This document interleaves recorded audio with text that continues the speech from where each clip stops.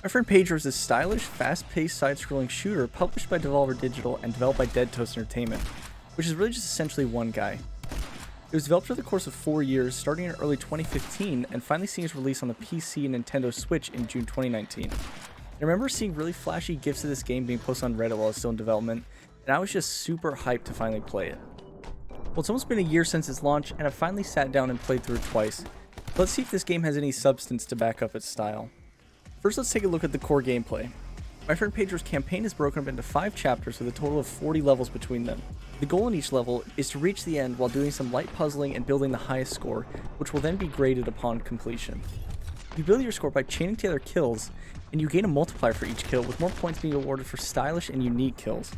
One of my favorite effects is when you kill an enemy, a large blood sprite comes out of their body with your current score multiplier and the style in which you killed the guy. I really love the system and how it pushes you to switch up how you're playing while trying to have the perfect run to get an S rank. For each level completed is unlocked on the main menu through level select, so it's really easy to go back to improve your score. I think for a lot of people, grinding out the S ranking for each level is the real endgame. And there's also a leaderboard, but the top is filled with cheated scores, so it's really best to leave it on friends only. Some levels also contain collectibles, which when you gather unlock game modifiers which can be toggled on from the main menu. These might be things such as no recoil or infinite focus. Using these modifiers disables achievements and level scores, but I think they're a nice little addition. The campaign also has 3 different difficulties to play on, which change the AI reaction speeds and how much health you have. I did my first playthrough on hard and the next on the highest difficulty, bananas, with the first taking around 3.5 hours and the second being right around 3. In my experience, the change in difficulty really didn't make that big of a difference. I mean, once you have a handle on how to play, there's really just not that much danger until some of the later levels. I definitely died more in bananas, but luckily the checkpoint system is pretty generous, and the time between death and reloading is super short, so really the only inconvenience of dying is that your combos reset. I think the focus mode meter also should have been retuned to these higher difficulties.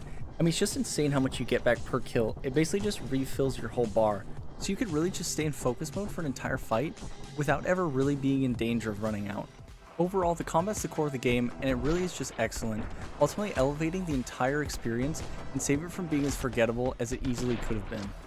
Next, moving on to the visuals. I think just from watching any clip of this game, it's really easy to see how much work went into polishing the general look. The muzzle flash, along with the blood and smoke particles, lend a real weight to the combat. This accentuated when entering focus mode, where time slows and all the smoke and blood particles hang in the air with enhanced post-processing effects, while distorting the sounds and background music. It all just works really well together here, and I think the bullet time implementation we get in My Friend Pedro even holds up when compared to some of the greats like Max Payne or Fear. The art assets also do their job fairly well. I think the main character here looks good, and the animation blending is done really incredibly, mostly making the acrobatics look so smooth.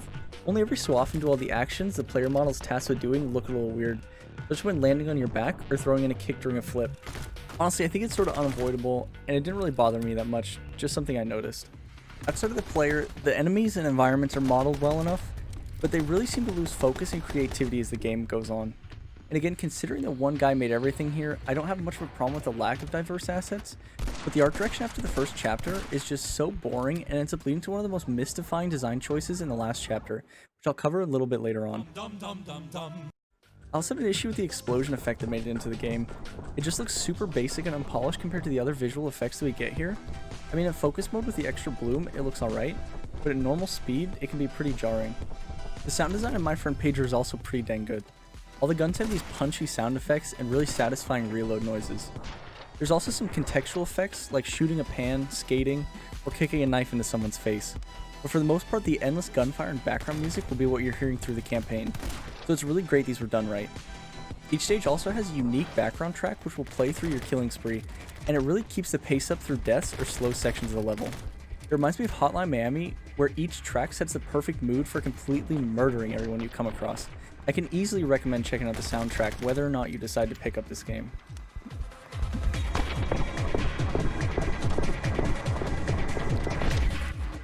Moving on to the story, you play as an unnamed masked guy who wakes up in a basement and is tasked by a banana named Pedro to kill Mitch the Butcher. The game is pretty light on story, and honestly, it'd be better if it was even lighter. The story we get here is so deeply unsatisfying that even though I know it's just some duct tape holding all these disconnected chapters together, it's hard to ignore how much I didn't like it. Within the first minutes, you get a pistol, and Pedro teaches you how to use focus and shoot in 2 directions at once.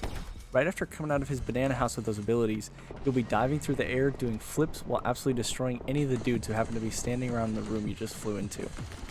This first section of the game is where it shines the most. To reach the butcher, you must fight through apartment buildings and restaurants fitted with a track-suited shooting gallery. The city environment here is much more coherent and exciting than all the other chapters, and feels much better paced in general, perhaps with the exception of Chapter 2. The level design here feels like it is almost always setting you up for an alley-oop, and all you have to do is dunk it in. This chapter introduces the dual SMGs, which behave just like the dual pistols, but with a larger clip and a faster fire rate. I think these are some of the most fun guns in the game, since they absolutely shred through unarmored goons, still allowing for any sort of stylish playstyle. Mainly the split shooting of targets, which becomes much less common later as every other gun in the game is a two-handed long gun. I felt this during both of my playthroughs, as whenever you progress and pick up a new gun from a dead dude, you'll start seeing enemies that almost exclusively use that weapon. That means you'll have an endless supply of ammo for that new gun, and pretty much run dry on your older ones. After fighting through the city, you end up on a motorcycle chasing after the butcher. Goons chase after you in cars and on bikes, while you do wheelies and flips around them, and one of the best tracks in the game accompanies the action.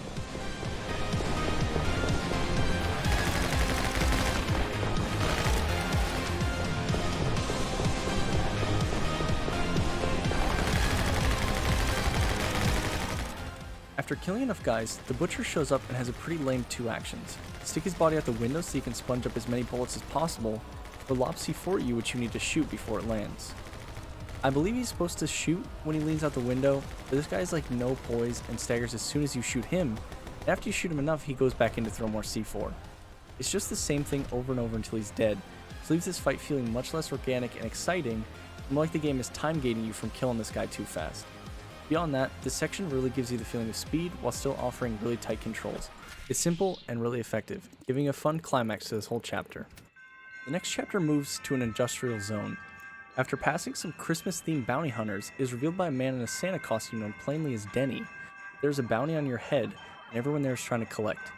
This time you'll be fighting an army of ugly sweater-clad goons. Compared to the first level, the assets don't really feel like they work as well together here, and the general color scheme and art direction is just really bland. And while a lot of the levels here are really fun, they do have some downsides. The first chapter had some really mild puzzle elements, but from the second chapter on they start to become more frequent. These usually boil down to pushing buttons and moving levers to move platforms. The pinnacle of these being the old pull a lever and then shoot it in the other direction. The addition of these here only serves to break up the moment-to-moment action and take you out of the flow. This gets much worse as the game goes on, as the puzzles get larger, just adding additional levers to move. I never got a feeling of accomplishment from solving any of these, and that's because they just aren't hard. There's always just one solution, and the game just forces you to go through the motions, ending up feeling like bloat. I understand the desire to add more elements to switch up the gameplay, but in a game which pushes you to chain together large combos, it feels really bad to have it broken by no fault of your own. This chapter also introduces the skateboard and the shotgun. As expected, the skateboard is super fun, with levels featuring it having large portions built with ramps and large gaps to trick off. It mostly works really well, and the skating levels end up being some of the most memorable ones in the chapter. I did notice that the physics were just a little off though, which leads to moments where you jump off the board only to find that its trajectory is a bit different than yours, and you end up just landing on the ground while the board rolls off. It never stops the skating from being fun, but it's just another thing that takes away from the feeling of being a super fly killer. Luckily, anyone that witnesses you fumbling around with the board can quickly be vaporized with a shotgun. This thing just feels so damn good. You obviously lose the ability to split shoot moving to a two-handed gun, but it more than makes up for it by being able to give enemies with one shot from a surprisingly large distance, and the giving is just so satisfying with enemies being turned into flying chunks of meat that you can then use to kill their buds. This chapter culminates with you confronting Denny in his office, only for him to jump into a weaponized airship. He then proceeds to chase you across rooftops, raining gunfire from above, while you fight more dudes. You can either wait out the bursts of gunfire under cover, or run out and dodge through the stream of bullets, adding another element to the gunfights and making them feel much more tense. At the end of the chase sequence, you enter into the worst boss fight in the game. In it, the gunship slowly moves up and down, shooting its gun every once in a while, but you chip away at its health by shooting its butt. It just doesn't make sense that a few seconds ago this thing was strafing across the sky with the mobility of an eagle, and now it's just going to lazily move around, getting completely butt blasted. The way this boss was designed feels like it leads to only one boring strategy, which feels a bit like cheese, and again, it's time gated. Imagine if instead, this thing could move in a semicircle around you, with a boss arena having multiple levels and cover options, and as the ship moves around you, you have to move to find different cover. Maybe parts of the level are destructible, and the arena starts falling apart by the end. Or even, if the developer loved the idea of having the signs to shoot at, it would be a great place to utilize the levers to change the layout of the level without being invasive to the gameplay. I just think this was another missed opportunity to do something really cool, and it stands out to me as a blunder when looking back. Following this boss, there's another cool section where you're falling from the sky and have to kill waves of guys. You can move both vertically and horizontally, which feels really great when trying to move down the screen. The problem is if you want to move any distance upwards, let's say to get closer to a turd that you want to destroy, the action is bound to the same key as dodging, which means your bullets are going to go wild for a couple seconds while your guy just spins. It's so frustrating, and as far as I could tell, there are no options to swap the keybinds for these special sections. After killing everyone, you catch up with Denny, who gives a little exposition to him about how his sister Ophelia, who's the ruler of the internet, was the one who put out the hit because you killed their dad, who's none other than Mitch the Butcher. Later you find out you're also playing as their brother, as if they didn't drop enough hints with their "I've seen those moves before. Could it be you?" type dialogue. It's just so dumb, and it reads like an elementary schooler wrote it. After all this, your character needs a little break and gets taken into Pedro's world for the shortest chapter, coming in at only 4 levels. And I think this chapter is pretty fun, with a departure from the bland concrete and going with fun, colorful levels which react to your gunshots. This chapter also gets unique mechanics such as blocks that disappear after you jump on them, jump pads, and a propeller hat, with the hat suffering from the same problem of up being bound to the dodge key, which again was super frustrating. I appreciate that the dev was trying out some new stuff that maybe wouldn't have fit into a normal level, and I think a lot of it actually works here. I do wish the bounce pad and propeller hat would have made a comeback a little later though, instead of just being featured in 1 or 2 levels. It could have even been reskinned to be something a little more grounded, maybe like a jetpack or something. I don't really have much else to say about this chapter. It's pretty short, and I guess good enough. Coming out of the dream, you promptly enter the sewers, which are filled with violent gamers who played so many violent games that they went crazy or something and moved down there. This problem with having an idea that you think is really funny and then either not getting other opinions, only having yes men around you, and then it actually turns out the idea was really just dumb, and also double dumb. It ends up falling really flat, but the dev doubles down here, so sure of the joke killing that he based an entire 30-minute chapter on the premise. Aside from that, this chapter is pretty bland again. Just like in the second chapter, the art direction isn't so good. It's just like every boring sewer level from every game ever. And I just don't understand why it's here. Having the little wink about sewer levels at the start of the chapter just isn't going to charm anyone so much that they then forget they're being forced to play through a generic sewer. The level design in this chapter is generally pretty good, and the puzzles, with one major exception, don't slow the gameplay too much. We also get the introduction of the assault rifle, which is a fast-firing gun with high damage and an alternate fire which lobs a grenade. It fills the same role as the SMGs, but it's pretty much better in every way. It just feels like it does so much damage, and as the levels start to get more horizontal spacing, the extra accuracy is definitely a plus. And the grenade's really nice, especially when you put out the perfect shot that you get to watch slowly arc through the air on an inevitable path to ruin someone's day. And it becomes really useful as we get a new enemy type introduced later in the chapter. That enemy type being armored like a freaking tank. I mean, these guys take so many extra bullets over the normal guys that it makes almost every gun except the assault rifle and later the sniper unusable. The addition of these guys here really annoyed me because they don't really add anything new to the game. They just have more health. Like, there's no new mechanic to them, they just take more bullets before dying. So flying out and diving around starts to become much less viable, and you can't even kill one dude before all 3 start giving you straight up spanks. Instead, you have to start sitting behind cover more like some kind of a baby man. And these guys aren't even like mini bosses, they just start becoming more and more common as the game goes on.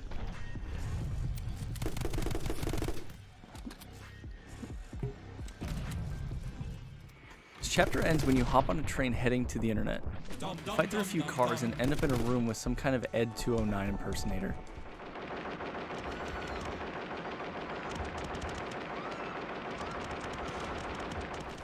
He has 2 damage points, one on his front and another on his back. Now, this isn't the most exciting boss I've ever fought, but it's miles ahead of the last one and it at least requires you to use a few of your brain cells. It's probably best to savor every moment of this and draw it out as long as possible, because as soon as he's dead, you're on to the last, longest, and worst chapter in the game. the internet. So the first thing you'll notice when pulling up to the internet is it isn't the bright, colorful place Wreck-It Ralph might have you believe. Whoa, this is the most beautiful miracle I've ever seen. Nope, it's pretty much just 90% gray tubes and orange smog. I just don't know what happened. How are you going to have the internet be the final climactic location for your game with all the endless possibility it brings and end up with this? And I could say something here about it being a solo dev effort, but it just feels so lazy. Like he just wanted to be done with the game and just completely rush this last section. Even if he would have just put neon lines on the gray background like the old ass Tron. Send out every game tank in the grid. It would have been better. And moving on to the level design, it's really sort of a mixed bag. We get a new obstacle, which is electricity, and it'll pretty much instantly kill you if you wind up in it. It's used pretty extensively in this chapter, and for the most part it's implemented pretty well into the level design. So first you have blue electricity, which you can shoot to temporarily turn off, and the yellow, which you have to avoid completely. There's also another new mechanic, which is an impenetrable shield that gets placed on enemies, and the only way you can disable it is by shooting the mechanism which is projecting it. These are really only featured in 1 or 2 levels, and are more of an inconvenience than anything. A little bit later you're going to pick up the final gun, which is the sniper rifle. It's a semi-automatic rifle with a laser aiming mode for its alt fire. It one-shots unarmored guys, and will kill the armored ones in about 3. Once you pick this up, there's really no reason to ever pull out anything different, and I think it's really just the best overall gun in the game. And unsurprisingly, I loved how powerful it makes you feel. With a single fire mode and a really accurate sight, you can pull off cool moves like killing 4 guys with 4 bullets while flipping through the air. I think it's just really cool, and as an endgame gun, I don't mind that it's so strong against everything. The best thing I can say about this chapter though is that it does have a great boss, or at least the idea behind it is really cool. So basically after going through the whole internet, you finally reach Ophelia, who again is your sister, and again she rules the internet, I guess. She gives another exposition dump revealing that you're in fact her brother, and I guess the butcher somehow put her on the right path to become the ruler of the internet. I don't know what that could mean really. I think this whole family twist should have just been scrapped, and like I said, most of the story could have been completely scrapped with no real loss. So anyway, after that the fight starts, and the really cool thing about it is that she has all the same moves that you do. So she can dodge your bullets, roll, or flip around. And even though the AI that's driving it isn't really great, it just really impressed me. And it really made me wish there was even a basic local multiplayer mode that you could play with your friends. After killing her, Pedro gets his own little dump, and we find out that you actually wiped your own memory so that you could hunt down your family. And to finish the plan, Pedro attempts to make you kill yourself. But if you resist, you're transported to the true final boss fight with the banana himself while you ride atop a walrus. He has 2 stages. The first where he shoots bombs at you, which you have to shoot back at him, and the second where his peel comes off and he takes out 2 guns. I think this fight was a great one to end it on. It has a lot of the weird and wacky feel and style that this game had originally promised and then forgotten about. So after you kill Pedro, you leave his world for the last time, and the game ends on a dramatic face reveal. So overall, regarding the story, I just didn't like it. The twists and reveals really don't mean anything in a plot as bare bones as this. Or maybe you read one sentence mentioning someone by name, and then later you find out you're somehow related to him, and it's just supposed to blow your mind. I am your father's brother's nephew's cousin's former roommate. What's that make us? Absolutely nothing. So I guess to sum up my thoughts about My Friend Pedro as a whole, I absolutely love parts of this game. Like the core combat loop is just so good, and it never stops being fun even as the general polish declines around it. But there are also a lot of things that really annoyed and baffled me. Overall though, the very high highs that you will find in My Friend Pedro vastly outweigh the lows, with plenty of great levels and moments to help you forget about the boring environment or the lame exposition that surrounds it. I think really if you have any interest in the game after watching any of the clips of gameplay, I would say pick it up for sure. It's really just as fun as it looks. And considering it's almost a year old, you can probably find it on sale pretty regularly, so it's sort of a no-brainer in my opinion. So I guess for my final score, I'm going to go ahead and give this one 10 plummets into the unending abyss.